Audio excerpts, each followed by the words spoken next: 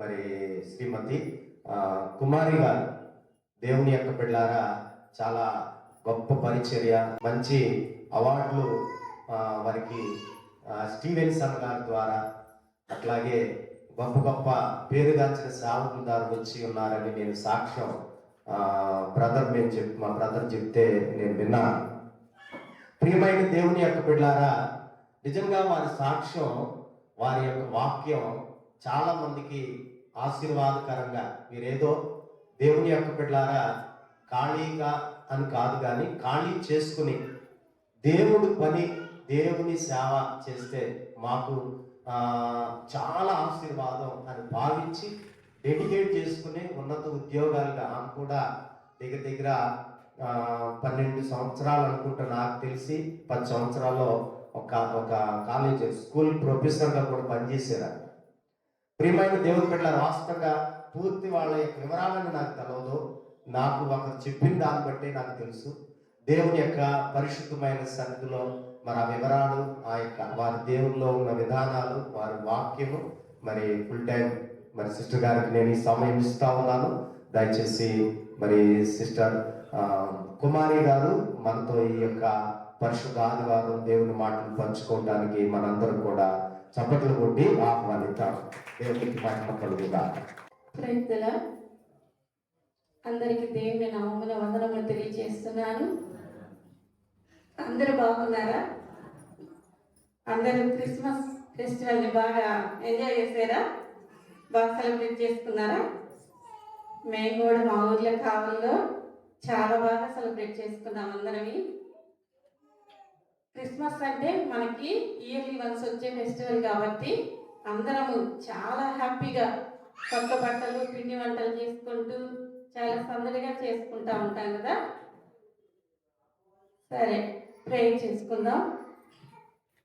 మహాపరిశుద్ధుడా, మహోన్నతుడా, మా జీవం కలిగిన తండ్రి, జీవాధిపతి యేసుక్రీస్తు ప్రభువా, మీ అమూల్యమైన ఘనమైన ఉన్నతమైన నామమునకు స్తుతులు, స్తోత్రములు, వందనములు చెల్లించుకుంటున్నాం తండ్రి. గడిచిన దినములన్నీ క్షేమంగా కాచి కాపాడి మీరు ఎక్కడి కింద భద్రపరిచిన ఆయన తండ్రి. ఈ ముఖపాడు గ్రామంలో, ఈ మందిరములు మమ్మల్ని చేర్చిన విధానము కొరకు మీకు వెళ్ళలేని స్తుతి, స్తోత్రములు, వందనములు చెల్లించుకుంటున్నాం ప్రభా. ఇదిగో ప్రభా, నీ యొక్క పాత్రగా, నీ పూరగా, నీ పనిముట్టిగానైనా, మీ యొక్క సాధనముగానైనా నన్ను వాడుకుంటున్న విధానం కొరకు మీకు వెళ్ళలేని స్తుతి, స్తోత్రములు, వందనములు చెల్లించుకుంటున్నాం. వాక్యం చెప్పుచుండగానైనా తండ్రి, నా నోట మీ మాటలు ఉంచండి నాయన ప్రభా. మీ బిడ్డలకు వాటిని వినిపింపచేయండి నాయన తండ్రి. బిడ్డలకు వినగల చెవులను, గ్రహించగలిగిన హృదయం దయచేయమని యేసయ్య శ్రేష్టమైన నామమును అడిగి వేడుకొంచున్నాం తండ్రి, ఆమేన్. బైబిల్ పరిశుద్ధ గ్రంథము నుండి 1 యోహాను 1వ అధ్యాయము 5 నుంచి 10 వచనముల వరకు. ఎవరైనా చదవగలిగిన వారు ఉంటే చదవండి. 1 యోహాను 1వ అధ్యాయము 5వ వచనం నుంచి 10 వచనాల వరకు. వర్తమానమేమనగా, దేవుడు వెలుగై ఉన్నాడు, ఆయన యందు చీకటి ఎంత మాత్రమును లేదు. ఆయనతో కూడా సహవాసము గలవారమని చెప్పుకొని చీకటిలో నడిచిన ఎడల మన వర్తమానమానుచు సత్యమును జరిగింపకుందుము. అయితే ఆయన వెలుగులోనున్న ప్రకారము మనమును వెలుగులో నడిచిన ఎడల మనము అన్యోన్య సహవాసము గలవారమై ఉందుము. అప్పుడు ఆయన కుమారుడైన యేసు రక్తము ప్రతి పాపము నుండి మనలను పవిత్రులుగా చేయు. మనము పాపము లేని వారమని చెప్పుకొని ఎడల మనలను మనమే మోసపుచ్చుకొందుము, మరియు మనలో సత్యముండదు. మన పాపములను మనము ఒప్పుకొని ఎడల ఆయన నమ్మదగిన వాడును, నీతిమంతుడు కనుక ఆయన మన పాపములను క్షమించి సమస్త దుర్నీతి నుండి మనలను పవిత్రులుగా చేయును. మనము పాపము చేయలేదని చెప్పుకొని ఎడల ఆయనను అబద్ధికునిగా చేయవారమగుదుము, మరియు ఆయన వాక్యము మనలో ఉండదు. మేము ఆయన వలన విని మీకు ప్రకటించే వర్తమానం ఏమనగా, దేవుడు వెలుగై ఉన్నాడు, ఆయన యందు చీకటి ఎంత మాత్రమునూ లేదు. యోహాను భక్తుడు ఇక్కడ తన సంఘానికి ఈ పత్రికను రాస్తూ ఉన్నాడు. దేవుని వలన మేము మీకు ప్రకటించే వర్తమానము ఏమిటంటే అది దేవుడు వెలుగై ఉన్నాడు. దేవుడు వెలుగై ఉన్నాడు. ఆయన యందు చీకటి ఎంత మాత్రమును లేదు. ఆయనతో సహవాసము గలవారమని చెప్పుకొని చీకటిలో నడిచిన ఎడల మనం అబద్ధమాడుచు సత్యమును జరిగింపకుందుము. అయితే ఈ యొక్క వాక్య భాగమును మనకి ఎన్నోసార్లు ఎంతోమంది సేవకుల ద్వారా మనం విని ఉన్నాము. కానీ ఈ వాక్య భాగం మొత్తం మనకి తెలిసిందే. అయితే నేను ఈ యొక్క వాక్య భాగంలో మెయిన్గా 2 పాయింట్స్ని తీసుకుంటున్నాను. మొదటి పాయింట్ ఏంటంటే గాడ్ ఈజ్ లైట్. దేవుడు వెలుగై ఉన్నాడు. దేవుడు వెలుగై ఉన్నాడు. ఆయనలో చీకటి ఎంత మాత్రమును లేదు. రెండోది మ్యూచువల్ ఫెలోషిప్. అక్కడ అన్యోన్య సహవాసము గలవారమై యుద్ధము. వెలుగులో మనము నడిస్తే, దేవునితో మనము ఉంటే, దేవునితో సహానుభావంలో మనము ఉంటే మనము ఎలాగ ఉంటామంటే అన్యోన్య సహవాసము గలవారమై యుద్ధమన్నమాట. ఈ 2 పాయింట్స్ మీద ఈరోజు మీతో నేను మాట్లాడాలనుకుంటున్నాను. దేవుడు వెలుగై ఉన్నాడు కాబట్టి మనము కూడా దేవునిలాగా వెలుగులో నడిచే వారములాగా మనము ఉండాలి. అయితే దేవుడు దయామయుడు, ప్రేమమయుడు, కృపామయుడు. ఆయన యొక్క లక్షణాలన్నిటినీ మనము కలిగి జీవించాలి.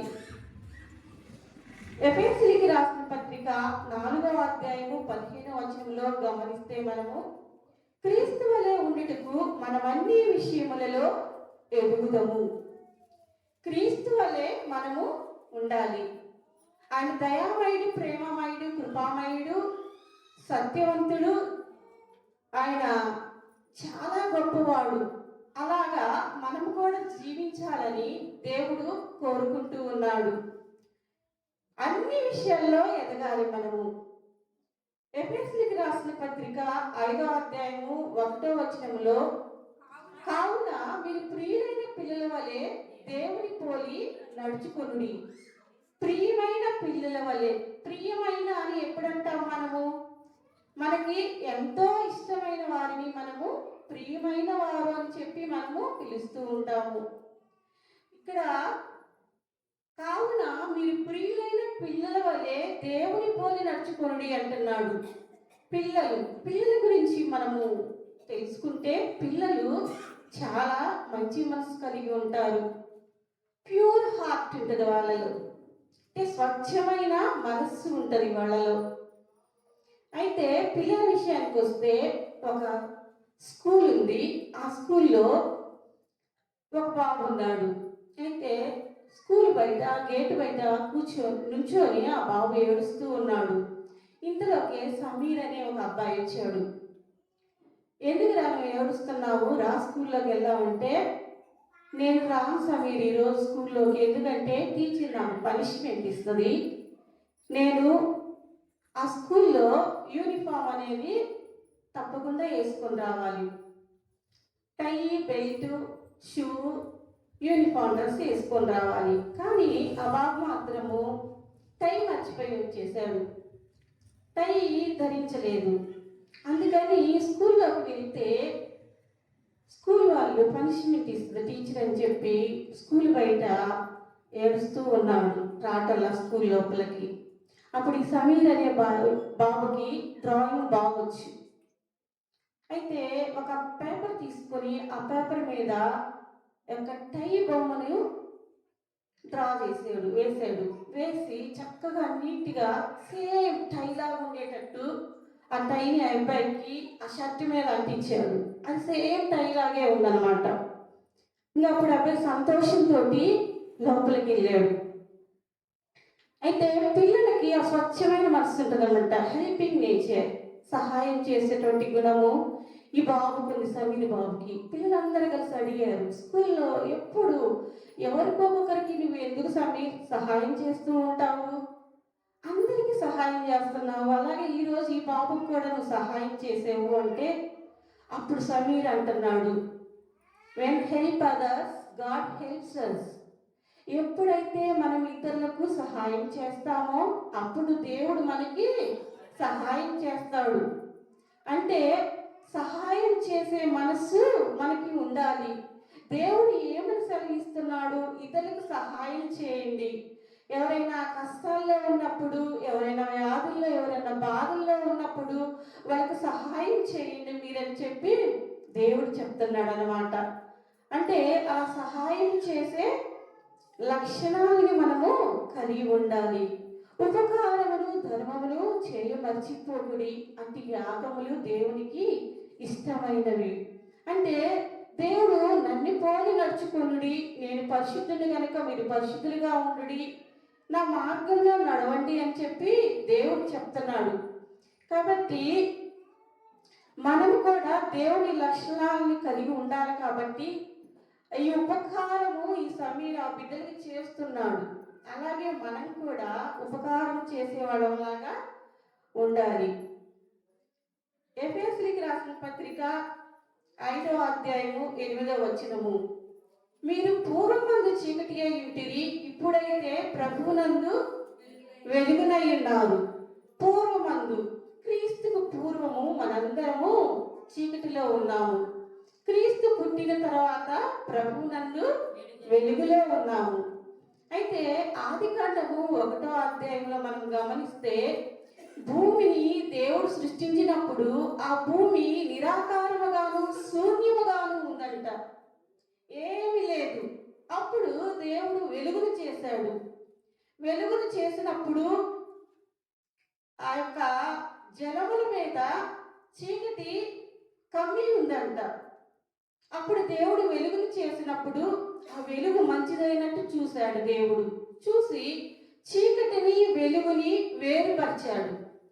అప్పటి నుంచి మనకి పగలు రాత్రి అనేది ఏర్పడింది. ఈ వెలుగు అనేది దేవుడు సృష్టించిందే. దేవుడు వెలుగు కాబట్టి ఆయన వెలుగుని చేసి ఉన్నాడు, సృష్టించి ఉన్నాడు. పూర్వము చీకటి అయి ఉన్నాము, ఇప్పుడైతే ప్రభువునందు వెలుగునై ఉన్నాం అన్నమాట. కీర్తనలు 27వ అధ్యాయం 1వ వచనములో దావీదు భక్తుడు అంటున్నాడు, యెహోవా నాకు వెలుగును రక్షణీయునై ఉన్నాడు, నేను ఎవరికి భయపడదును అని అంటున్నాడు. అంటే ఎంతో పాపం చేసి పాపంలో ఉన్న దావీదు తన పాపమునికి ప్రాయశ్చిత్తం చేసుకొని, దేవా నా అతిక్రమ క్రియలను తుడిచివేయి, నా దోషం పోవునట్లు నా పాపం పోవునట్లు హిస్సోపుతో నన్ను కడుగుము, హిమము కంటే తెల్లగా ఉండినట్లు నన్ను పవిత్రపరచుమయ్యా అని చెప్పి యొక్క దేవుని సన్నిధిలో కార్చి ప్రాధేయపడినాడు. ఎంత పశ్చాత్తాపం పొందాడంటే దావీదు దావీదు కన్నీరికి యొక్క పరుపు పైకి తేలిపోయిందంట. అంత కన్నీరు కార్చి దావీదు పశ్చాత్తాపంతో ప్రార్థన చేసిన దావీదే ఏమంటున్నాడంటే, ఆయన ఒక రాజు దావీదు, యెహోవా నాకు వెలుగును రక్షణై ఉన్నాడు అని చెప్పి చెప్తున్నాడు. నేను ఎవరికి భయపడను అని చెప్తున్నాడు. కీర్తనలు 119వ అధ్యాయము 105వ వచనములో, నీ వాక్యము నా దీపమును నా త్రోవకు వెలుగునై ఉంది. అంటే వాక్యం అంటే ఎవరు? దేవుడు. దేవుడే మన పాదములకు త్రోవ చూపిస్తూ మన పాదములకు వెలుగుగా ఉన్నాడు. అంటే మన పాదములతో మనము మంచి మార్గంలో నడవాలి, దేవుని చిత్తమును కలిగి దేవునితో మనము జీవించాలి, ఆయన యొక్క మార్గంలో మనం నడవాలి అని దేవుడు చెప్తున్నాడు. నేనే మార్గమును సత్యమును జీవమును అని చెప్తున్నాడు. కాబట్టి దేవుని యొక్క మార్గంలో మనము నడిచే వాళ్ళలాగా మనము ఉంటే ఆయన మన పాదములకి ఎలా ఉంటాడంట? దీపములాగా వెలుగులాగా ఉంటాడంట ప్రభువు. అయితే యెషయా గ్రంథము 9వ అధ్యాయం 2వ వచనంలో చూస్తే, చీకటిలో నడిచి జనులు గొప్ప వెలుగును చూచుచున్నారు. మనఛాయ గల దేశ నివాసుల మీద వెలుగు ప్రకాశించును. అంటే చీకటిలో నడిచి జనులు గొప్ప వెలుగును చూచుచున్నారు. మరణపు నీరులో ఉన్నవారు ఆ యొక్క ప్రజల మీద, ఆ దేశ నివాసుల మీద వెలుగంట ఎలా ఉంటుందంట? ప్రకాశిస్తూ ఉందంట. అలాగనే ఆ రీతిగా మన యొక్క జీవితాలలో ఈ వెలుగు అనేది ప్రకాశింపబడాలి. మనము వెలిగింపబడి ఇతరులను మనము వెలిగించే వారిలాగా మనము ఉండాలి. కొవ్వొత్తి ఏం చేస్తుంది? క్యాండిల్ ఏం చేస్తుంది? మనం వెలిగించినప్పుడు ఏం చేస్తూ ఉంటుంది? తను కరిగిపోతూ వెలుగుని మనకి పంచుతుంది. అంతేకాదు దీపము, ఇప్పటి రోజుల్లో అయితే కరెంటు ఉంది, లైట్స్ ఉంది, కానీ అప్పటి వెనకటి రోజుల్లో ఒక దీపం ఉంటుందంట.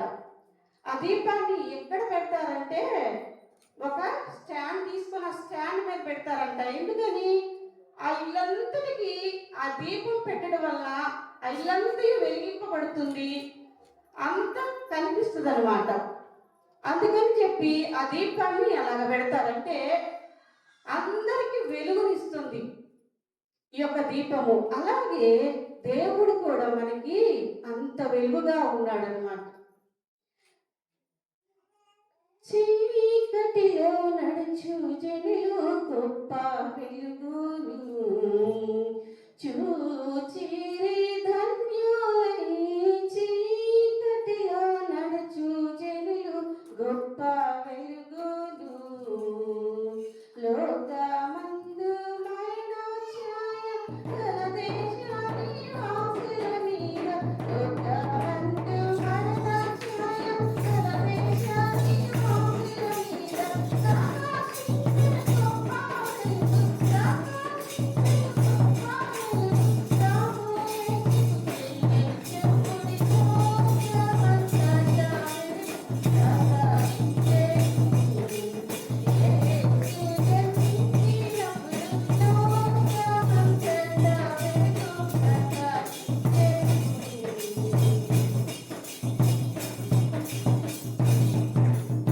చీకటిలో నడిచే జనులు గొప్పని వెలుగుని చూచుచున్నారు.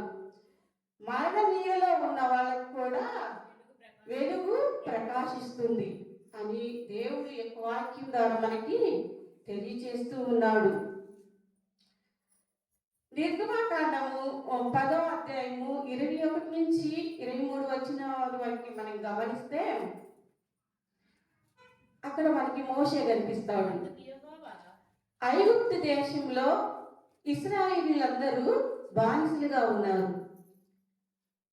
ఐగుప్తు రాజైన ఫరో కింద ఇశ్రాయేలీయులందరూ కఠిన బానిసత్వమును అనుభవిస్తూ ఉన్నారు.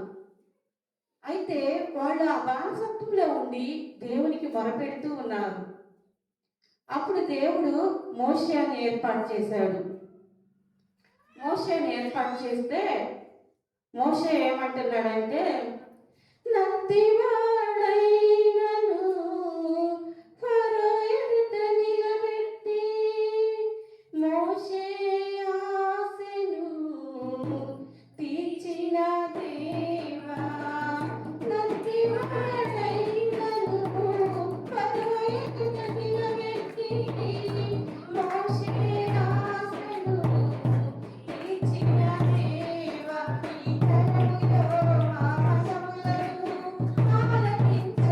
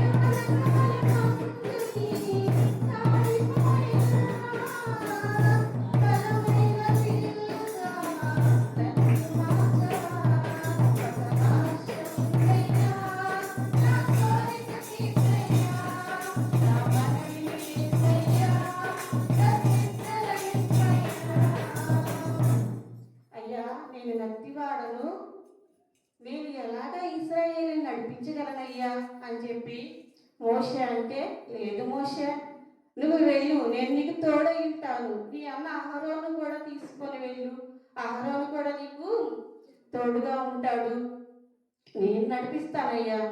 ఇశ్రాయేలందరూ కూడా పాలు తేనెలు ప్రవహించి దేశంలో ఉండాలి వాళ్ళంతా. ఆ కానాను దేశానికి నేను నడిపిస్తాను మిమ్మల్ని అందరినీ చెప్పి దేవుడు ధైర్యపరిచి మోషేను పంపిస్తాడు. పంపించినప్పుడు ఆ ఐగుప్తు రాజు ఫరో హృదయం కఠినపరచబడుతుంది. ఇశ్రాయేలు నేను పంపించినంటాడు. అప్పుడు యెహోవా దేవుడు ఐగుప్తు మీదకి 10 తెగుళ్ళను రప్పిస్తాడు. 10 తెగుళ్లలో 9వ తెగులు చీకటి, గాఢాంధకారము. 3 రోజులు ఐగుప్తు దేశం అంతటా చిక్కని చీకటి అంట, చేతికి అందనంత బట్టి చిక్కని చీకటి. అంతేకాదు ఆ చీకటిలో ఒకరినొకరు కనుగొనలేకపోయారంట. అయితే వాళ్ళు ఏం చేశారంటే అప్పటికి కూడా ఫరో హృదయము కఠినపరచబడింది. 3 రోజులు గాఢాంధకారమైన చీకటిలో ఉన్నారు. అయితే అప్పుడు మళ్ళీ మోషేని పిలిపించి, మోషే నువ్వు ఎలాగైనా ఈ యొక్క గాఢాంధకారాన్ని తొలగించమని దేవుని వేడుక అని చెప్పి ఫరో చెప్తాడు. ఇశ్రాయేలీలు అయితే గోషెనులో నివసిస్తూ ఉంటారు. ఇశ్రాయేలీలకైతే అయినను ఇశ్రాయేలీల నివాసముల్లో వెలుగుండెను అని అంటాడు యెహోవా. ఇశ్రాయేలీల నివాసములలో వెలుగుందంట. ఐగుప్తు దేశం అంతా చిమ్మ చీకటి, ఈ గోషెన్లో ఇశ్రాయేలు ఉన్న చోట మాత్రము వెలుగుంది. దేవుడు ఆ రీతిగా ఇశ్రాయేలీని కాపాడాడు. ఆ రీతిగా వాళ్ళని నడిపిస్తూ వెలుగు వలె దేవుడు ఉండి పగలు నడిపిస్తూ రాత్రి నడిపిస్తూ వాళ్ళని చాలా క్షేమంగా కాచి కాపాడుతూ ఆ కానాను దేశంలో పాలు తేనెలు ప్రవహించే దేశంలో వాళ్ళని దేవుడు నడిపిస్తూ ఉన్నాడు. ఆ రీతిగా దేవుడు వెలుగై ఉన్నాడు కాబట్టి మనం కూడా వెలుగు వలె జీవిస్తూ ఇతరులను వెలిగిస్తూ మనల్ని మనం వెలిగించుకుంటూ మన కుటుంబాలలో వెలుగును నింపుకునే వారుగా మనం జీవించాలి అని చెప్పి యెహోవా దేవుడు సెలవిస్తూ ఉన్నాడు. 2వ పాయింట్ చూస్తే మ్యూచువల్ ఫెలోషిప్, అన్యోన్య సహవాసము. అన్యోన్య సహవాసము, గుడ్ ఫెలోషిప్. మనము మంచి సహవాసము కలిగి ఉండాలి. ఎవరి వలన మనము మంచి సహవాసం కలిగి ఉండాలంటే దేవుని ఎడల దేవునితోటి మన సహవాసము కలిగి ఉండాలి. యోబు 22వ అధ్యాయము 21వ వచనములో ఆయనతో సహవాసం చేసిన ఎడల నీకు సమాధానము కలుగును, అలాగున నీకు మేలు కలుగును అంటున్నాడు. సహవాసము దేవునితో చేస్తే మనకి సమాధానం కలుగుతుంది. ఒక్కోసారి మన గృహములలో ఎంతో బాధలు ఉంటాయి, ఎంతో దుఃఖం ఉంటుంది. మనము ఎన్నోసార్లు దిగులు పడుతూ ఉంటాము, ఎంతో వేదనతో ఉంటాము, లేమితో ఉంటాము, ఆర్థిక ఇబ్బందులతో ఉంటాము. అలాంటప్పుడు మనం దేవునితో సహవాసం కలిగి ఉంటే మన లేమి మొత్తము తొలగిపోద్ది. కీర్తనలు 23వ అధ్యాయం 1వ వచనం మనందరికీ తెలిసిందే. The lord is my shepherd, I shall not want. యెహోవా నా కాపరి, నాకు లేమి కలుగదు. యెహోవా దేవుడు మన కుటుంబములలో మనతో సహవాసం కలిగి ఉన్న ఎడల, మనము దేవునితో సహవాసం కలిగిన ఎడల మనకి లేమి అనేదే కలగదు. మనకి అంతా మేలే జరుగుతుంది, మనకు సమాధానం కలుగుతుంది, మన కుటుంబాలు ఆశీర్వదించబడతాయి. ఆయన మన కుటుంబాలలో కాపరిగా ఉంటే మనము ఆయనతో సహవాసం చేసినట్టే. దేవుని దేవునితో మనం ఎప్పుడైతే సహవాసం అనుభవంలో ఉంటామో అప్పుడు దేవుడు మనల్ని ఎంతగానో ఆశీర్వదిస్తాడు. మన బాధలన్నీ తీసేస్తాడు, మన కష్టాలన్నీ ఆయన తీసేస్తాడు. అయితే మన యొక్క సహవాసము ఎవరితో ఉంటుంది? దుష్టులతో ఉంటుందా? మనము ఎవరితోనైనా సహవాసం చేస్తే ఒక సామెత ఉంది, ఒక 6 నెలలు సహవాసం చేస్తే వీరు వాళ్ళు అవుతారంట. కానీ మనకి కీర్తనలు 1వ అధ్యాయంలో కూడా దుష్టుల ఆలోచన చొప్పున నడువుక, పాపుల మార్గంలో నిలువక, అపహాసులు కూర్చుంటు చోటను కూర్చుండక, యెహోవా ధర్మశాస్త్రమునందు ఆనందించుచు దివారాత్రము దాన్ని ధ్యానించువాడు ధన్యుడు. దుష్టుల ఆలోచన చొప్పున మనము ఉండకూడదు. మన స్నేహము మంచివారితో ఉండాలి, విశ్వాసులతో ఉండాలి, దేవుని బిడ్డలతోటి మన యొక్క స్నేహము ఉండాలి. మన యొక్క స్నేహము అలాగా ఉంటే మనం ఎంతో ఆశీర్వదించబడతాము, మంచివారముగా ఉంటాము, దేవునికి ఇష్టమైన బిడ్డల వలె మనము జీవించగలుగుతాము. అయితే ఒక జోక్ చెప్తాను మీకు. ఒక భార్య ఉందంట, ఆమె ఇంటి బయట అటు ఇటు తిరుగుతా ఉందంట. టెన్షన్ పడుతుందంట, ఎదురు చూస్తా ఉందంట అటు ఇటు. అంతలోకి వాళ్ళ భర్త వచ్చి అడిగాడంట, ఏమ్మా ఏంది నువ్వు? చాలాసేపు నుంచి గమనిస్తున్నాను నేను నువ్వు అటు ఇటు తిరుగుతా ఉన్నావు, ఎవరి కోసం ఎదురు చూస్తున్నావు ఏంటంటే, ఆన్లైన్ ఆర్డర్ పెట్టిందండి, అది వస్తుంది ఇప్పుడు వస్తుంది, దానికోసం నేను ఎదురు చూస్తున్నానండి అందంట. ఓ ఆర్డర్స్ అంటే ఆడవాళ్ళకి అలవాటే కదా, ఎక్కువ షాపింగ్ చేస్తూ ఉంటారు, చీరలు కొంటా ఉంటారు, నగలు కొంటా ఉంటారు, అవి కావాలి కొత్తవి కావాలంటా ఉంటారు. మా జీతం మొత్తం మీ యొక్క చీరలకే సరిపోతుందిగా, సరేలే ఇది కామనే కదా అని అంటున్నాడంట భర్త. అంతలోకి ఆన్లైన్ రానే వచ్చింది. వస్తే ఆన్లైన్ ఆర్డర్ తీసుకొచ్చి వాళ్ళ భర్త చేతిలో పెట్టింది. పెడితే పట్టుకో అన్నాడు. అవును, ఇంతకీ ఏంటిది నేను అడగలేదు. ఏం లేదండి, నాకు చెవితి వస్తుంది కదా, ఇక్కడ పుట్టలు ఏం లేవు, పాములు లేవు, అందుకని ఆన్లైన్లో పాము ఆర్డర్ పెట్టానండి నేను అన్నంట. ఓయమ్మ బాబోయ్, నీ చెప్పడం తగలవాడా, ఇదేనా నువ్వు పాము ఎవరైనా ఆన్లైన్లో ఆర్డర్ పెడతారంటే అని చెప్పి ఎత్తేసి భయపడిపోయాడంట. నీ చెప్పలత్వం తగలవాడా అని. మిమ్మల్ని తెలుసుకోవాలయ్యా, మీరే గొప్ప దేవుడని, మీరు తప్ప వేరొక దేవుడు లేడని, పైన ఆకాశం అందును, కింద భూమి ఎందును, భూమి కింద నీళ్ళ ఎందును, మీరు తప్ప వేరొక దేవుడు లేడని ప్రతి ఒక్క బిడ్డ తెలుసుకోవాలి తండ్రి అని చెప్పి ప్రతిరోజు నా ప్రార్థనలో వాళ్ళ జ్ఞాపకం చేసుకుంటూ ఉంటాను నేను.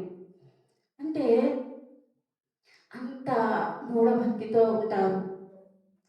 నిజమైన దేవుణ్ణి కలిగి ఉన్న మనం ఇంకెంత భక్తిగా ఉండాలి. మనం నిజమైన దేవుణ్ణి కలిగి ఉన్నాం కదా, ఆయన్ని మనం ఆత్మతోనూ సత్యముతోనూ ఆరాధించే వాళ్ళలాగా ఉండాలి. పూర్ణ హృదయముతోనూ పూర్ణ ఆత్మతోనూ ఆరాధించే వారిగా ఉండాలి. ఆయన్ని మనము పవిత్రంగా పరిశుద్ధంగా మనము ఆయన్ని పూజించినప్పుడు ఆయన మనల్ని ఎంతగానో ప్రేమించే దేవుడిలాగా ఉంటాడు. అయితే మన సహవాసం ఎవరితో ఉంటుంది, మన సహవాసాన్ని మనము ఎవరితో ఉంచుకుంటున్నాము అనేది మనము జ్ఞాపకం చేసుకోవాలి. బైబిల్లో సంసోను ఉన్నాడు. న్యాయాధిపతులు 16వ అధ్యాయంలో సంసోన్ని మనం గమనిస్తే, సంసోను నాజీరు చేయబడిన వ్యక్తి, బహు బలవంతుడు, ధైర్యము కలిగిన వాడు, వీరుడు, శూరుడు, ధీరుడు కదా. అయితే సంసోను దేవునితో సహవాసము చేసినంత కాలము చాలా బాగా, ఎలా అంటే సంసోను 300 నక్కలను తీసుకొని వచ్చి ఆ 300 నక్కలకి 2 నక్కలకు కలిపి ఆ తోకలకి దివిటీలను కట్టి చేలల్లో వదులుతాడు. గోధుమ పంట చేలల్లో ఆ పనుల యొక్క కుప్పలను, ద్రాక్ష తోటలను, ఒలీవ తోటలను యొక్క నక్కల తోకలకి దివిటీలు కట్టి చేలల్లోకి వదిలినప్పుడు ఆ నక్కలన్నీ ఆ చేలన్నిటినీ పాడు పాడు చేసేసి కాల్చి పడేస్తాయి ఫిలిస్తీన్ల చేలన్నిటిని. అంటే దేవునితో సహవాసం చేసినప్పుడు దేవుడు ఆ జ్ఞానాన్ని అతనికి ఇచ్చాడు. గాడిద దవడ ఎముకతోటి 1000 మందిని చంపుతాడు. ఎందుకని? దేవునితో సహవాసం కలిగి ఉన్నాడు కాబట్టి. సంసోను ఎంతో బలవంతుడు. ఎప్పుడైతే దేవుని సహవాసాన్ని విడిపోయి ఒక వేశ్యతోటి సంబంధం పెట్టుకున్నాడో, ఒక వేశ్యతో సహవాసం చేస్తున్నాడో, అప్పుడు తన బలాన్నంతటిని పోగొట్టుకున్నాడు, తన శక్తినంతటిని పోగొట్టుకున్నాడు, దేవునికి దూరమైపోయాడు, దేవుని సన్నిధి నుండి దూరమైపోయాడు. కాబట్టి సహవాసం అనేది మంచి సహవాసాన్ని కలిగి ఉండే వారలాగా ఉండాలి. మన ఫ్రెండ్షిప్ మంచి వారితో, విశ్వాసులతో ఉండాలి. ఇంకా పరిశుద్ధ గ్రంథంలో లూకాసు వార్త 10వ అధ్యాయము 38 నుంచి 42 వచనాల వరకు మనం గమనిస్తే, అక్కడ మరియా మార్తా అనే 2 సిస్టర్స్ ఉన్నారు. వాళ్ళిద్దరూ చాలా దైవభక్తి కలిగిన వారు. అయితే ఒకరోజు యేసుక్రీస్తు ఆ మార్గమును అలా వెళ్తూ ఉన్నప్పుడు వారు యేసుక్రీస్తుని వారి ఇంటికి ఆహ్వానించుకుంటారు. ఆహ్వానించుకున్నప్పుడు మార్త ఏం చేస్తుందంటే, యేసుక్రీస్తు ఇంటికి వచ్చాడు కదా అని చెప్పి చాలా పనులు చేసుకుంటూ ఉంటుంది. యేసుక్రీస్తు కొరకు అది ఇది అన్నీ ప్రిపేర్ చేస్తూ ఉంటుంది. అయితే మరి అయితే యేసుక్రీస్తు పాదముల యొద్ద కూర్చొని యేసుక్రీస్తు బోధ వింటూ ఉంది. అందులోకి మార్త వచ్చి, అయ్యా ప్రభువా, యేసయ్యా, మరియా నీ దగ్గర కూర్చుంది కదా. మార్త అంటదనమాట, నేను ఇంత కష్టపడి పని చేసుకుంటున్నాను కదా, నాకు కొంచెం సహాయం చేసేదానికి మరియను నా దగ్గరికి పంపించవచ్చు కదయ్యా అని చెప్పి అడిగింది. అడిగితే అప్పుడు యేసుక్రీస్తు చెప్తాడు, మరియా ఉత్తమమైన దానిని కోరుకుంది, ఏర్పరచుకుంది కదా, అది ఆమె ఎదురు నుండి తీసివేయబడదమ్మా మార్త అని చెప్తాడు. అంటే మరియా ఎలాగా ఉందంటే, ఇక్కడ యేసుక్రీస్తుతోటి సహవాసం చేస్తూ ఉంది, ఆయన బోధను వింటూ ఉంది. ఆయనతో సహవాసం చేయడం ఎలాగంటే, దేవుని సన్నిధికి రావడము, దేవుని ఆలయంలో పాటలు పాడటము, దేవుని వాక్యమును వినడము, దేవుని వాక్యమును ధ్యానించడము, దేవుని వాక్యము వినడము, దేవుని సన్నిధిలో నేను ఎప్పుడు దేవుని ఆలయంలో ఉందునా, దేవుని ఆలయంలో నేను ఎప్పుడు దేవుని సన్నిధికి వెళ్ళుదునా అని చెప్పి ఆశ కలిగి ఉండటము, ఆ రీతిగా ఉండడమే దేవుడితోటి మనము సహవాసం చేయడం అన్నమాట. అలాగ మనము ఉండాలి. ఈ లోకంలో జీవిస్తున్న మనందరినీ ఈ లోకం వైపు చూడకుండా మన యొక్క సహవాసాన్ని దేవుడితోటి గడపాలి. మనము అలా గడిపినప్పుడు దేవుడు మన యొక్క జీవితాలని ఆశీర్వదిస్తాడు. మన దేవుడు గొప్పవాడు.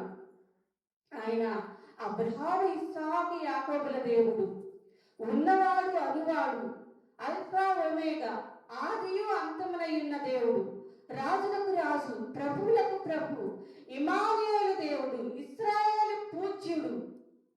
ఆయన సర్వంతర్యామి, సర్వ సృష్టికి కారణభూతుడు, మహిమ కలిగిన తండ్రి, మహోన్నతుడు, మహాగణుడు. అటువంటి దేవుణ్ణి కలిగి ఉన్న మనము ధన్యులమి. మన జీవితము ధన్యమైనది.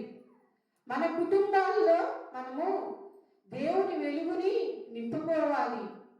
మన బిడ్డలకి దేవుని వెలుగుని నింపాలి. మనము దేవుని ఎడల ఎప్పుడైతే మనము సహవాసము కలిగి ఉంటామో అప్పుడు దేవుని సన్నిధిలో మనము ఆశీర్వదించబడతాము. నిత్యము దేవుని సన్నిధిలో ఉండాలి. మనము దేవునితో ఉండాలి. ఆ రీతిగా ఉన్నప్పుడు మన జీవితాలు ఆశీర్వదించబడతాయి. మనము ఎంతగానో దేవుని సన్నిధిని, దేవునిలో ఉన్నప్పుడు దేవుడు మనల్ని ఎల్లప్పుడూ కాచి కాపాడే దేవుడుగా ఉంటున్నాడు. ఎన్నో రోజుల తరువాత ఎంతో మంది ఏవో కష్టాల్లో, బాధల్లో, ఇబ్బందుల్లో ఈ దినాన్ని చూడాలని కూడా చాలా మంది నిద్రించి ఉన్నారు. కరోనా టైంలో అయితే ఎంతమంది చనిపోయారు, చాలా మంది చనిపోయారు. అయితే దేవుడు మీ యందు మా యందు దయ కలిగి, మనల్ని కృప కలిగి, మనల్ని అందరినీ కాచి కాపాడుతున్నాడు. తన మార్గంలో మనల్ని నడిపిస్తూ ఉన్నాడు. ఎంతో మంది, ఎన్నో ఆత్మలు నశించిపోతున్నాయి. ఎంతో మంది యూత్ అయితే ఈ రోజుల్లో భయంకరంగా సిటీస్లో చూస్తే డ్రగ్స్కి, మద్యానికి, డ్రింక్కి అలవాటైపోయి వీళ్ళందరూ చాలా పాడైపోతున్నారు. అటువంటి వాళ్ళ కోసం మనం చాలా బలముగా ప్రార్థన చేయాలి. మనందరం ప్రార్థన చేయాలి. యవనస్తుల కొరకు చాలా మంది సినిమాలు చూస్తూ వాళ్ళ జీవితాలని పాడు చేసుకుంటూ ఉన్నారు. సిగరెట్లు తాగుతూ తమ జీవితాలని పాడు చేసుకుంటూ ఉన్నారు. యూత్ ఈ రోజుల్లో భయంకరంగా తయారైపోతున్నారు. దేవుని భయం లేదు, భక్తి లేదు. దేవుడు అంటేనే గుర్తుంటల్లా వాళ్ళకి. ఆ స్థితిలో యూత్ కొరకు మనందరం చాలా భారంగా ప్రార్థన చేయాలి. వాళ్ళ మారు మనసు కొరకు మనము ప్రార్థన చేయాలి. మారు మనసు నందుమా చాగు చేయక సోదరా, మారు మనసు నందుమా చాగు చేయక సోదరి, తడవేదరా తప్పు తడవేదరా, ఇక తడవాని కాలమనేరా, తడవేదరా తప్పు తడవేదరా, ఇక తడవాని కాలమనేరా.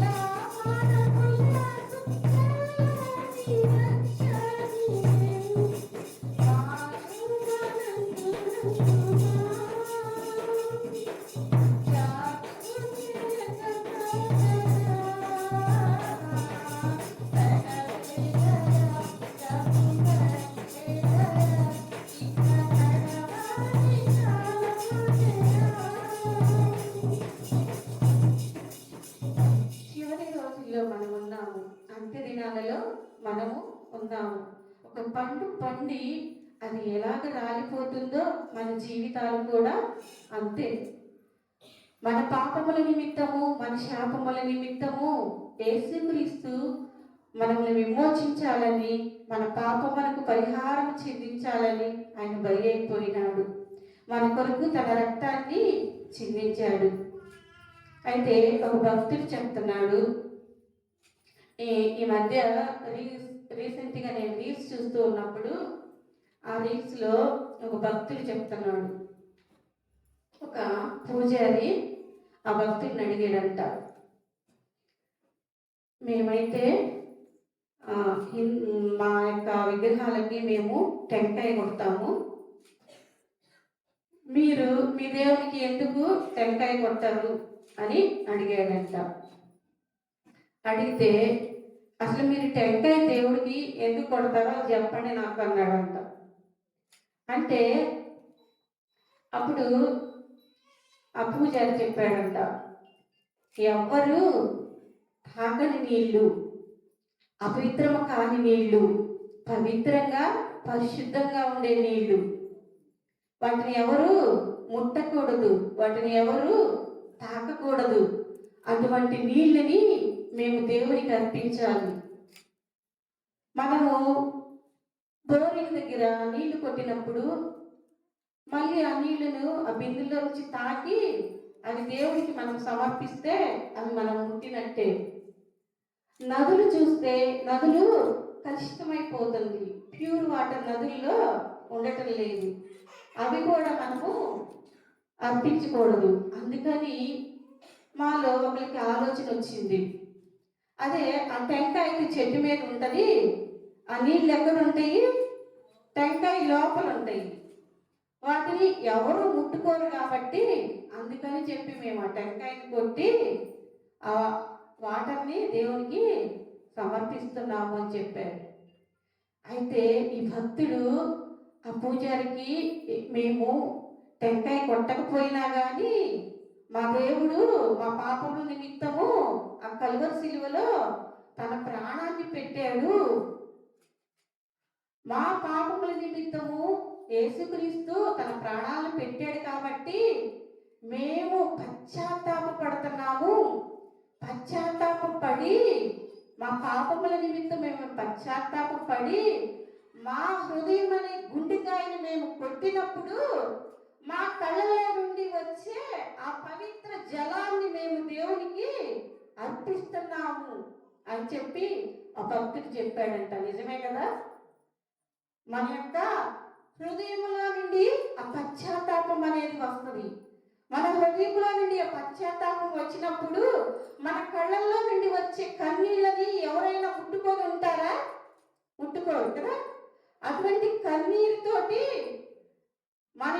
మనము దేవునికి అటువంటి కన్నీరుని సమర్పిస్తున్నాము. పాపాత్మురాలని స్త్రీ ఏం చేసింది? తన కన్నీళ్ళతోటి దేవుని పాదాలని కడిగింది. మనము టెంకాయ కొట్టకపోయినా దేవునికి, అంటే కొంతమంది కొట్టే వాళ్ళు కూడా ఉన్నారు, చాలా మంది ఎక్కువ పర్సెంటేజ్ కొట్టరు మనలో. మన హృదయం అనే కన్నీళ్లు ఆ పవిత్ర జలముతోటే మనము మన హృదయం అనే గుండెకాయని కొట్టి మనము ఆ కన్నీటిని దేవునికి, అవి చాలా పవిత్రమైనవి. అంతకన్నా పవిత్రమైన నీళ్లు ఎక్కడైనా ఉన్నాయా? ఎక్కడా లేవు. మన యొక్క కన్నీరే చాలా పవిత్రమైన నీరు.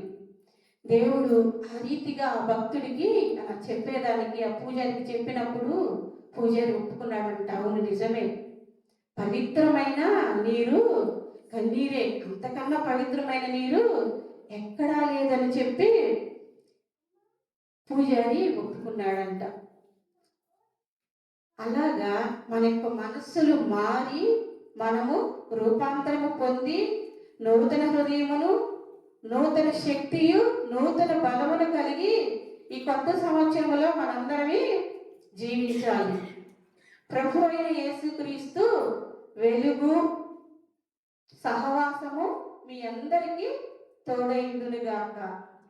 ఆమేన్. ప్రార్థన చేసుకుందాం.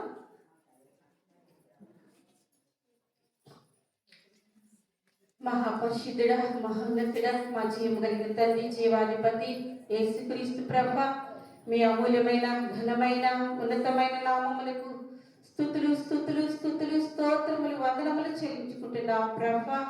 అయ్యా, ఈ రీతిగా మీరు మాతో మాట్లాడిన మాటల విషయమై మీకు వందనాలు స్తుతులు స్తోత్రములు చెల్లించుకుంటున్నాం ప్రభా. మేము వెలిగింపబడి ఇతరులను వెలిగించే వారముగా ఉన్నట్లు సహాయం చేయండి. మీరు వెలుగుగా ఉంటుండగా నాయన తండ్రి, మేము మా హృదయాల్లో మీ యొక్క వెలుగుని నింపుకునే వారంలా ఉండేటట్లు సహాయం దయచేయండి ప్రభా. మా యొక్క జీవితాల్లో ప్రభా తండ్రి, మీతో సహవాసం చేసే వారంలాగా మేము ఉన్నట్లు సహాయం దయచేయండి. మా గృహాలలో తండ్రి మిమ్మల్ని కలిగి ఉన్నట్లు సహాయం దయచేయండి ప్రభా తండ్రి. ఇదిగో నాయన తండ్రి, ఈ యొక్క మందిరమును దీవించండి ప్రభా. ఈ ఈసీఈ హెవెన్ గేట్ చర్చి విషయంలో ప్రార్థన చేస్తున్నాం తండ్రి. యొక్క మందిరము చుట్టూని నాయన మీ పరిశుద్ధాత్మ కంచె వేసి కాపుదలను దయచేయమని వేడుకుంటున్నాం. ఇక్కడ కూడిన ప్రతి ఒక్క బిడ్డని నాయన పేరు పేరు వస్తున్న దీవించి ఆస్వాదించింది నాయన. వాళ్ళ కుటుంబములను దీవించండి ప్రభా, ఆశీర్వదించండి ప్రభా. బిడ్డలందరినీ ప్రభా వాళ్ళకి కావాల్సిన అవసరములు మీరు తీర్చండి నాయన. ఆకాశపు వాకిట్లను విప్పిన ఆయన తండ్రి, పట్టజాలంత విస్తారముగా మీ దీవెని బిడ్డల పైన కృమ్మరించమని వేడుకుంటున్నాం తండ్రి. ఇదిగో ప్రభా అయ్యా, మా యొక్క చీకటి జీవితాలను ప్రభా తండ్రి మీ పరిశుద్ధాత్మ శక్తి ద్వారా దహించమని వేడుకుంటున్నాం ప్రభా. దహించి వేయండి నాయన తండ్రి చీకటి జీవితాలని, అయ్యా అంధకార జీవితాలను ప్రభా తొలగించి తీసివేసిన ఆయన తండ్రి మీ మహిమలో మమ్మల్ని వాడుకోనండి ప్రభా తండ్రి. అయ్యా మీ కాపుదల భద్రత మాకు దయచేయండి ప్రభా తండ్రి. జోయల్ రాజ్ పాస్టర్ గారి ప్రభా దీవించండి, వారి కుటుంబం దీవించండి, బిడ్డలను దీవించండి ప్రభా. వాళ్ళ కుటుంబానికి కావాల్సిన ప్రతి అవసరతను యేసు నామములో తీర్చండి ప్రభా తండ్రి. ఇదిగో ప్రభా, ఇక్కడ కూడిన ప్రతి బిడ్డని పేరు పేరు దీవించిన ఆయన తండ్రి మీరే కాచి కాపాడమని యేసు శ్రేష్టమైన నామమున అడిగి వేడుకొంచున్నాం తండ్రి, ఆమేన్.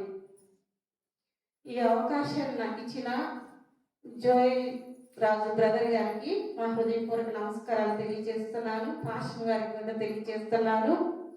బెన్నీకి డైసీకి కూడా హృదయపూర్వక నమస్కారాలు తెలియజేస్తున్నాను. ఎందుకంటే చక్కగా మమ్మల్ని రిసీవ్ చేసుకొని మాకు వాళ్ళ ఇంటి దగ్గర మంచి టిఫిన్ పెట్టి తీసుకొని వచ్చారు. వాళ్ళిద్దరికి కూడా వందనాలు తెలియజేస్తున్నాను.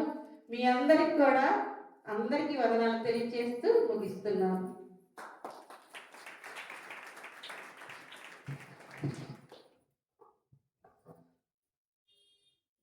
దేవునికి సమస్త మహిమ కలుగును గాక. హల్లెలూయా. ఈ ప్రత్యేకమైన సమయంలో మేము మరి రాత్రే ఉపవాస ప్రార్థనకి రావడం జరిగింది. రాత్రి ఇక్కడే స్టే అవుతూ ఉంటాం. వాస్తవంగా అతిథులుగా మన మధ్యకు వచ్చిన వాళ్ళని సత్కరించాలి. ఇప్పుడు అది మా ఆనవాయితీ.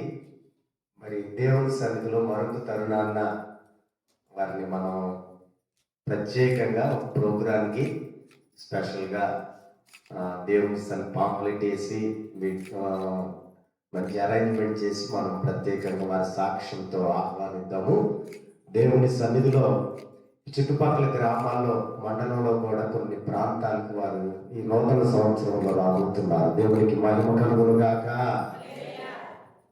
ఇంజనంపాడు లాజర్ గారు మామగారు తెలుసు కదా, వారు ఈరోజే దేవుని సన్నిధిలో మాట్లాడుతూ ఒకరోజు వారి సాక్ష్యాన్ని వారి వాక్యాన్ని పంచుకోవడానికి దేవుని సన్నిధిలో మరి ప్రత్యేకంగా ఆహ్వానించడం కూడా జరిగింది. నేను డేట్ అడిగి చెప్తానని చెప్పాను.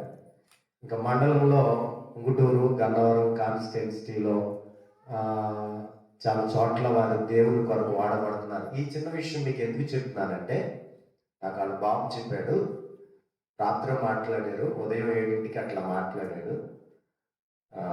రిక్కీ మాట్లాడాడు. ఏమిటంటే దేవుని యొక్క సన్నిధిలో ఎంకరేజ్ నాకు అది, అందుకని నేను ఆహ్వానించాను. ఎక్కువగా మాట్లాడుతున్న తరుణం తను చెప్పిన మాట ఏంటంటే, దానికి నాకు చాలా మనసులో విశ్వాసపు స్థాయి పెంచింది. మా అమ్మ కోరిక మా అమ్మ చాలా కష్టపడి మమ్మల్ని పెంచింది, చాలా కష్టపడింది. డాడీ కూడా చాలా కష్టపడ్డాడు. ఎంత కష్టపడ్డామంటే మా నాన్న బాగా ఉద్యోగం చేస్తున్న ఈ తరుణాల్లో దేవుని యొక్క సన్నిధిలో అమ్మ ఒక టీచర్గా చేస్తా చాలా కష్టపడ్డారు. దేవుడు మమ్మల్ని సమృద్ధిగా పుష్కలంగా ఆ ఆ కోరికను తల్లి యొక్క ఆ కోరిక ఆశ ఏంటంటే నేను అనేక ప్రాంతాల్లో మనం దీవించబడ్డాం అన్న మా యొక్క తల్లి కోరిక ఏమిటంటే వాస్తవంగా ఆమె అనేక ప్రాంతాలకు వెళ్ళి మా క్రిస్టియన్ ఫ్యామిలీ కాబట్టి అనేక ప్రదేశాలకు వెళ్ళి ఏదో చోట దేవుని స్వార్థ ప్రకటించాలనేది అమ్మగారి కోరిక. ఆ కోరికకు ఆయన అన్ని కూడా సిద్ధపరిచారు. అలాంటివన్నీ కొని వెళ్ళినప్పుడల్లా అక్కడ వాక్యం చెప్పడానికి ఒక మంచి మెమొరీగా గుర్తుంటానికి చాలా బాగా ఎంకరేజ్ చేస్తాడంట రిక్కీ బాబు. వాస్తవంగా దేవుని బిడ్డలారా, తల్లిదండ్రుల కోరికలు పిల్లలు బాగా చదివి స్థిరపడిన తర్వాత తీర్చేవాళ్ళు చాలా మంది ఉంటారు. వాళ్ళకి ముద్దు పెట్టడమే కష్టం ఈ రోజుల్లో. వాళ్ళు పలకరించడానికి కూడా రోజుకు ఒకసారి ఫోన్ చేసి పలకరించడానికి కూడా వాళ్ళు భారంగా భావిస్తారు. అలాంటిది మేము ఒక క్రిస్టియన్ ఫ్యామిలీ, మా తాత ముత్తాతలు ఒక మంచి దేవుని సేవకు సపోర్ట్ చేసిన కుటుంబం. మా అమ్మ మొదటి నుంచి భక్తితో మమ్మల్ని పెంచింది, మా నాన్న భక్తితో బాగా పెంచారు. కానీ ఒక కోరిక ఉంది, సొంత ఖర్చులతో వచ్చి దేవుని వాక్యాన్ని ఆయా సంఘాల్లో ఆయా మీటింగ్లో ప్రకటించడానికి ఆమెకు అన్ని ద్వారాలు ఓపెన్ చేసి రెడీ చేసి పెట్టాడు బాబు. రిక్కీకి ఒకసారి అందరూ గట్టిగా చప్పట్లు పడ్డారు. దేవునికి మహిమ కలుగుగాక. చాలా మంచి ఆమెకి సోషల్ మీడియా ఉంది, అంతేకాదు ఛానల్ ఉంది, మంచి రీల్స్ పెడతారు. అది మాత్రమే కాదు, పెద్ద పెద్ద వాళ్ళ దగ్గర నుంచి పెద్ద పెద్ద అవార్డులు పొందుకున్నారు. ఏపీలో స్వార్థ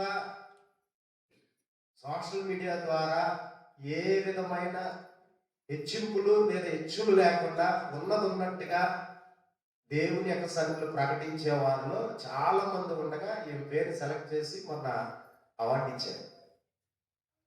ఎందుకు ఆ మాట చెప్తున్నానంటే, అలాంటి వాళ్ళు వచ్చి మన దగ్గర వాక్యం బోధించడం మనకు కూడా చాలా దీవెనకరం, ఆశీర్వాదకరం. ఇది కేవలం దేవుని ప్రణాళికలో భాగమే. దేవునికి మహిమ కలుగును గాక. దేవునికి స్తోత్రం. దేవుని ప్రణాళిక ఉంది కాబట్టి వాళ్ళు వచ్చారు. కాబట్టి ప్రార్థన చేయండి. ఇంకా దేవుడు మరి వారిని, వారి ఆసక్తిని, వారి కలిగి ఉన్నటువంటి స్వార్థ భారాన్ని గమనించి అనేక ద్వారాలు దోసి న్యూ ఇయర్ లో దేవుడు ఓపెన్ చేయుగాక. దేవునికి మహిమ కలుగుగాక.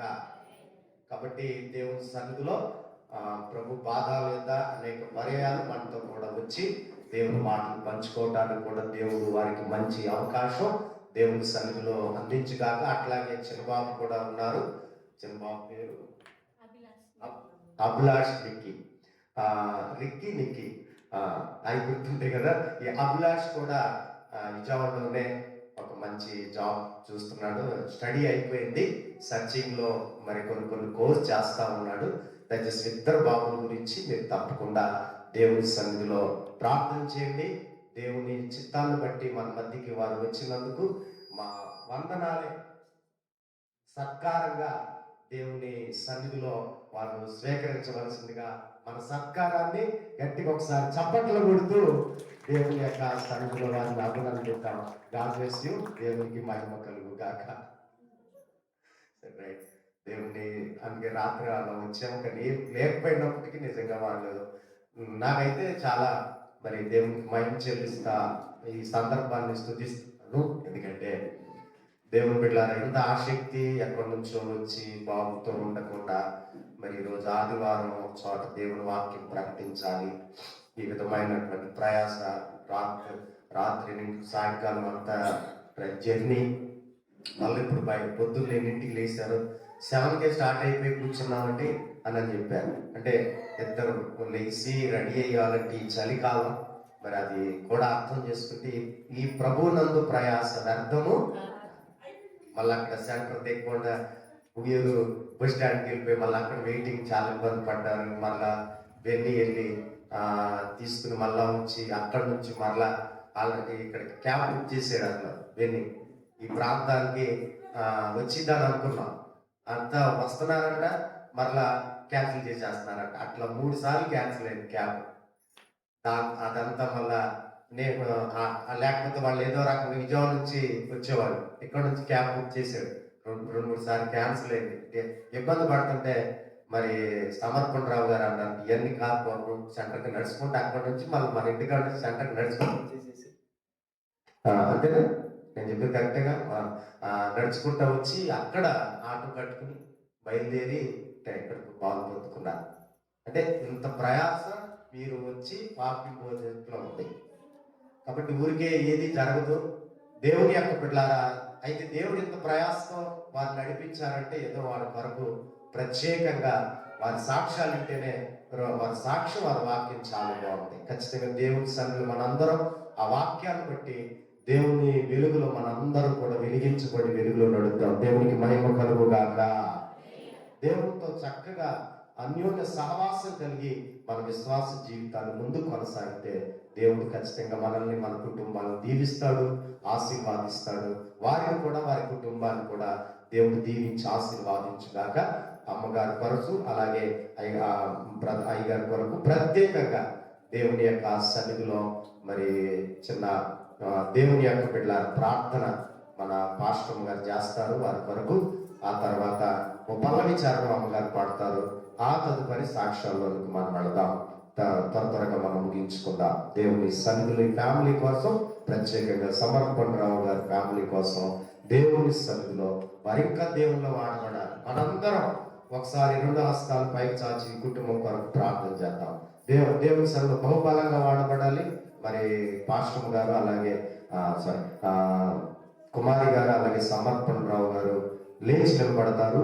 వారి కోసం మనం 2 హస్తాలు పైకి చాచి వారి ఫ్యామిలీ కోసం ప్రార్థన చేద్దాం. ప్రభు చిత్తమైతే వాళ్ళ బాబు ఐఏఎస్ లో మరి ట్రైనింగ్ తీసుకుంటా ఉన్నాడు. ఉద్యోగం చేస్తూ ఆ పని చేస్తున్నాడు. దేవుడు ఆ పెట్టిన బాగుగా దీవించి ఆశీర్వాదించాలని దేవుని సన్నిధిన బహుబలంగా ప్రార్థన చేద్దాం.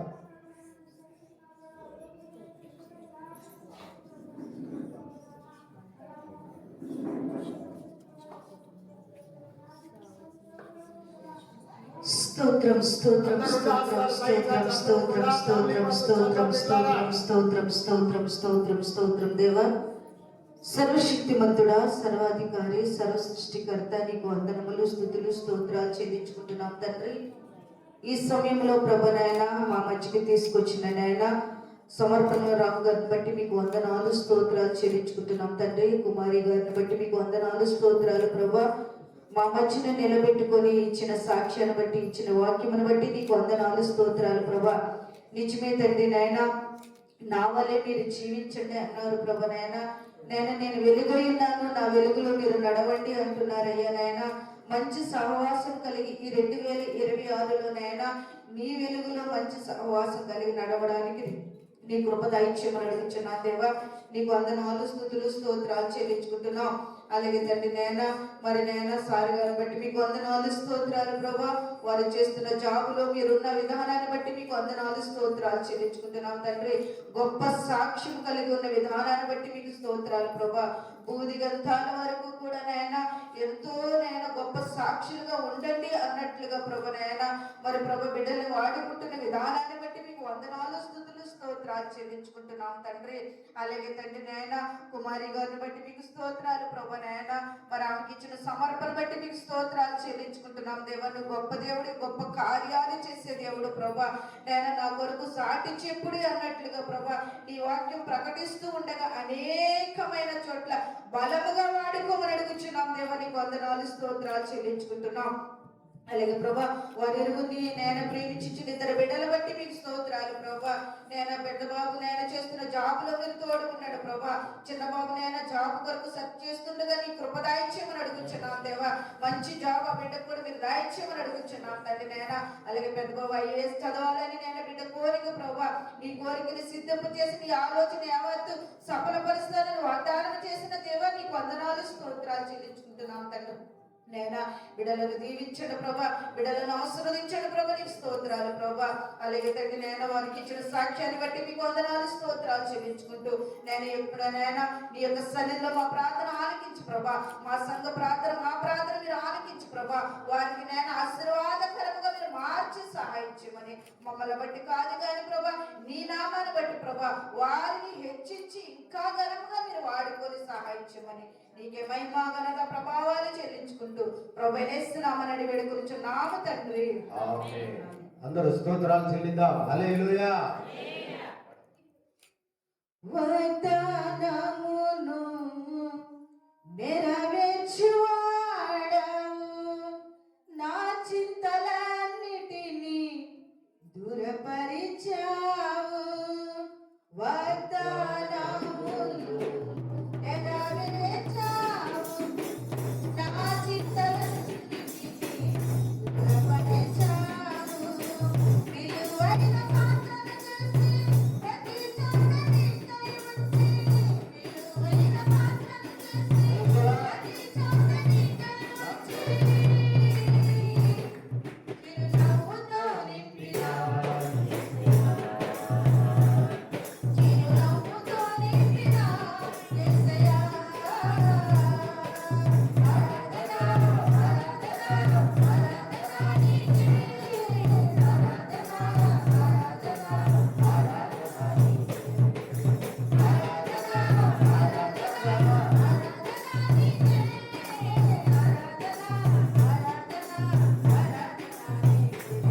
నా కనుల వెంబడి కన్నీరాయగా, నా ముఖములో దుఃఖమే ఉండనీయగా, నా కనుల వెంబడి కన్నీరాయగా, నా ముఖములో దుఃఖమే ఉండనీయగా, చిరునవ్వుతో నింపిన యేసయ్యా, చిరునవ్వుతో నింపిన యేసయ్యా.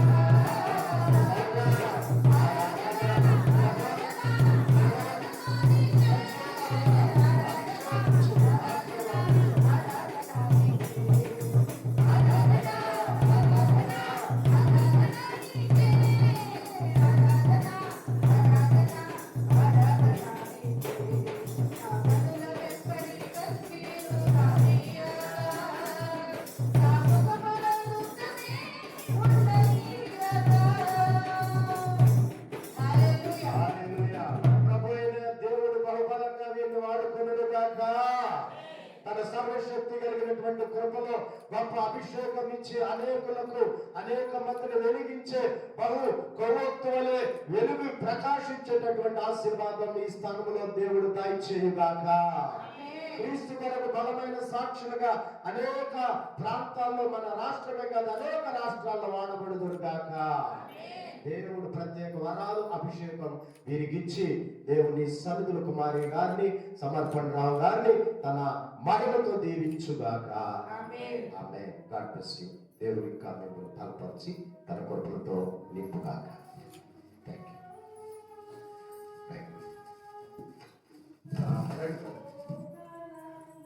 కొద్ది నిమిషాలు అంటే 2 నిమిషాలు ఈ సమయంలో మనతో ఈ విషయాన్ని బట్టి పంచుకోవాలని అనుకుంటున్నారు. సమర్పణ రావు గారి మేము ఇలాగా బహుగా దీవించాము అంటే అది ఫస్ట్ దేవుని కృప. మేము ఎవరి చేత ఆశీర్వదించబడ్డాము అంటే మీకు ఇక్కడ కంకిపాడు గ్రామం తెలుసా మీకు అందరికీ? చాలా మంది తెలుసు కదా. Okay, thank you. ఇక్కడ ఒక హిందూ కులం నుంచి వచ్చిన ఒక సంఘ కాపరి మేమందరికీ పశువత్పాలెం గ్రామంలో చిన్నతనం నుంచి సండే స్కూల్ నుంచి యూత్ మీటింగ్కి అలాగా ఒక దైవ సేవకుడు వచ్చి నడిపించాడు. ఆయన పేరు చాగంటి యేసుబాబు మాస్టర్ గారు.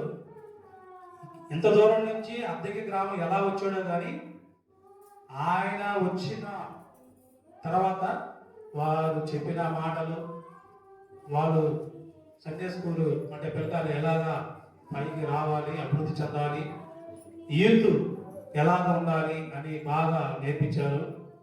అలాంటి నేర్పిన మాటలతోనే మేము ఈ స్థితికి వచ్చినాము. వారి చేతులతోనే మేము బాప్తిసం తీసుకున్నాము. వాళ్ళు వచ్చినప్పుడు వాళ్ళకి మేము ఏం పరిచయం చేసామంటే ఒక దైవ సేవకులకి ఎలాగా పరిచయం చేయాలనేది మా తల్లిదండ్రులు నేర్పించారు. వాళ్ళకి అలాగా మేము సేవ చేశాం. నేను రేషన్ షాప్లో పనిచేస్తున్నాను. ఒక 5 సంవత్సరాలు రేషన్ షాప్లో పనిచేశాను నా పెళ్లి కాక ముందు. అప్పుడు కిరోసిన్ ఇస్తారు, 2 లీటర్స్ 4 లీటర్స్ అట్లా ఇస్తారు మామూలు. ఒక 5 కేజీలు 10 కేజీలు ఒక్కొక్కరికి రేషన్ ఇస్తాం. నేను పనిచేసినప్పుడు అక్కడ ఓనరు ఒక 5 కేజీలు చక్కెర, 5 కేజీలు బియ్యం, అంటే 5 కేజీలు కదండి, ఒక 20 కేజీ దాకా బియ్యం ఇస్తాడు. ఒక 2-3 లీటర్లు కిరోసిన్ అట్లా ఇస్తుంటాడు. నా జీతం రోజుకి 50 రూపాయలు. నాకు వచ్చిన ఈ కిరోసిన్ బియ్యం ఏం చేస్తారంటే నేను సన్ కాపర్కి ఇచ్చాను. అప్పుడు ఈ స్టవ్లు లేవండి. కిరోసిన్ ఏదో ఒత్తులు వెలిగించే స్టవ్ ఉంటుంది మామూలు, దాంట్లో పోసుకొని వాళ్ళు అన్నం వండుకొని తినేవాళ్ళు. అంటే వాళ్ళు కట్టెపోయి కూడా వండుతారు, కానీ అప్పుడప్పుడు దీని మీద కూడా ఉంటుంది. ఎందుకంటే నేను కిరోసిన్ ఇస్తుంటాను కదా, కొనాలంటే ఆ రోజుల్లో కూడా కొంచెం కష్టమే. అలాంటి దైవ సేవలు వస్తే మేము ఆదివారం వస్తే వాళ్ళకి అంటే ఏదైనా మాంసం మటన్ అట్లాంటి తెచ్చిచ్చేవాళ్ళము. తర్వాత మా మిస్సెస్ అయితే వాళ్ళ అమ్మగారు అయితే వంటలు వండేసి కూరలంతా సంఘ కాపరికి పెట్టేవాడు. ఎందుకంటే సంఘ కాపరి పెడితే వాళ్ళు దీవిస్తే వాళ్ళ దీవెన మాకు కలిగిద్దని అది మేము నమ్మాం. అందుకని సంఘ కాపరులు ఎవరు వచ్చినా సరే మేము వాళ్ళని బాగా చూసుకునేవాళ్ళం. మా నాన్నగారు అయితే ఎవరైతే సన్నిధికి వచ్చి పాస్టర్ గారు వాకింగ్ చెప్తారని వస్తారో వాళ్ళు తిరిగి వెళ్ళిపోతారు. మామూలు వాళ్ళు భోజనం చేయకుండా మనం పంపిస్తాం. అయ్యా చర్చి వాళ్ళు పిలిస్తే రండి, ఎవరు పిలవకపోతే మా ద్వారం తెలిసే ఉంటుంది, మా ఇంటికి వచ్చి చక్కగా భోజనం చేసేయండి అని చెప్పి మా నాన్నగారు చెప్పేవాడు. అదే అలవాటు మేము నేర్చుకున్నాం. ఎందుకంటే ఆ పైన ఏసైని చూసి మనం దైవ సేవకులను ఏసైని మనం భావిస్తాం కదా, అలాగా వాళ్ళు ఎవరైతే మనం బాగా చూస్తామో మనం అభివృద్ధి చెందుతామని ఆ నమ్మకంతో మేము చాలా చక్కగా చూసేవాళ్ళం, చాలా ప్రేమించేవాళ్ళం. వాళ్ళు ఇప్పుడు కూడా మమ్మల్ని ఫోన్ చేస్తే మాట్లాడుకుంటాము. అప్పుడప్పుడు అక్కడ మీటింగ్స్ చేస్తే అమ్మాయిని పిలుస్తుంటారు, చర్చి పడినప్పుడు పాటలు పాడుతూ ఉంటాం. అట్లా అవకాశాలు ఇస్తూ ఉంటారు. అక్కడ నుంచి మేము ఉద్యోగ రీతిలో మేము కామాలు వెళ్ళిన తర్వాత కూడా మేము ఫస్ట్ నుంచి ఇప్పుడు దాదాపు 15 సంవత్సరాల నుంచి పాటలు కోయిలు పాడుతూ ఉంటుంది. సండే స్కూల్ టీచరు, అద్దెకిలో కూడా సండే స్కూల్ టీచరు, ఇప్పుడు ఉన్నప్పుడు కూడా సండే స్కూల్ టీచర్గానే పనిచేస్తాం. అట్లాగా మనం బహుగా ఆశీర్వదించారు. అయితే నా సాక్ష్యం చెప్తే మీరు దాదాపు ఉండదేమో, ఏడుస్తూ ఉంటారు. ఇంకా అలాంటి వేదనలో కష్టాల్లో పడించిన ప్రభు ఉంటే ఇంకో రోజు అవకాశం ఉంటే నేను మొదటి ఎలా ఉన్నానో ఈ స్థితికి ఎలా వచ్చానో కూడా ఒకవేళ పంచుకోవచ్చేమో. దేవుడు కృప అవకాశం వస్తే అవకాశం కోసం ప్రార్థన చేయండి. ఇంకా మమ్మల్ని బహుగా దీవించాలని మీరందరూ ప్రార్థన చేస్తూ చేయాలని కోరుచు ముగిస్తాను. Thank you. దైవ ప్రేరేపణ. ఎందుకంటే ప్రతి మాట ఒక విత్తనంతో